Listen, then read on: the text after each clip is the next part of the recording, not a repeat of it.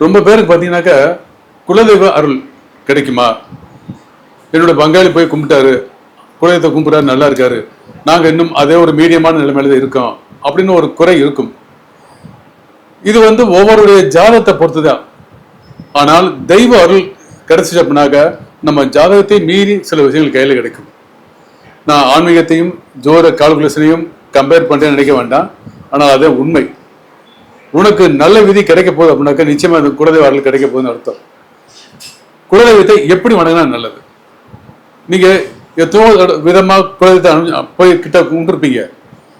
தேங்காய் பழம் வச்சு, தேங்காய் உடைச்சு, அதை பாதி வாங்கிட்டு வந்து வீட்டில் அந்த பழங்களையும் தேங்காய் பகிர்ந்து சாப்பிட்டு, திருநீர் பூசி, குங்குமம் பூசி, சந்தனம் பூசி, உங்களுடைய வழிபாடு முறையில் இது ஒரு முறை, வழக்கமான முறை. இது ஒரு சிலருக்கு தேங்காய் உடைத்து கும்பிட்டாலே அது ஒத்துக்கிறாரு. கேள்விப்பட்டீங்களா?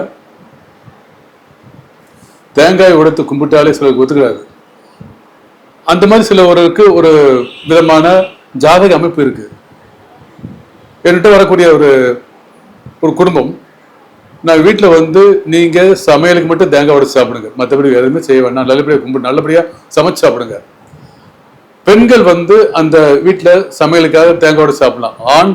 ஆணா இருக்கிறவர் கும்பிடும் போது தேங்காய் உடைச்சு சாம்பிட கும்பிட வேண்டாம். அப்படி தேங்காய் வச்சு கும்பிடணும்னா தேங்காய் வச்சு கும்பிட்டுட்டு சாம்பிராணி காட்டி ஊதுபத்தி சூடம் கற்பூரம் ஏற்றி சாமி கும்பிட்டுட்டு தேங்காய் எல்லாம் கும்பிட்டு முடிச்சதுக்கப்புறம் வீட்டில் இருக்க பெண்களை கூப்பிட்டு நீங்க சமையலுக்கு வச்சுக்கன்னு எடுத்து கொடுத்துருங்க. இந்த மாதிரி செஞ்சு பாருங்க. அது ஒரு சிறப்பான வழிபாடா இருக்கும்னு நான் நினைக்கிறேன். ஏன்னா எனக்கு தெரிஞ்ச பல குடும்பங்களுக்கு இந்த மாதிரி சொல்லி எனக்கு இந்த மாதிரி தெய்வ வழிபாடு நல்லா இருக்கு சார் அப்படின்னு சொன்னதுல உண்டு. இதை நீங்க ஃபாலோ பண்ணி பாருங்க, நிச்சயம் நல்லா இருக்கும். குலதெய்வ வழிபாடும் சரி, வீட்டில் தெய்வ வழிபாடும் சரி, இந்த மாதிரி கும்பிடக்கூடிய முறை சிறப்பா இருக்கும். புதுசா இருக்கு நினைக்காதீங்க. புதுசா இருந்தாலும் முயற்சி பண்ணி பாருங்களேன். ஒரு சான்ஸ் கொடுக்குறேன், செஞ்சு பாருங்க, நிச்சயம் நல்லா இருக்கும். வணக்கம்.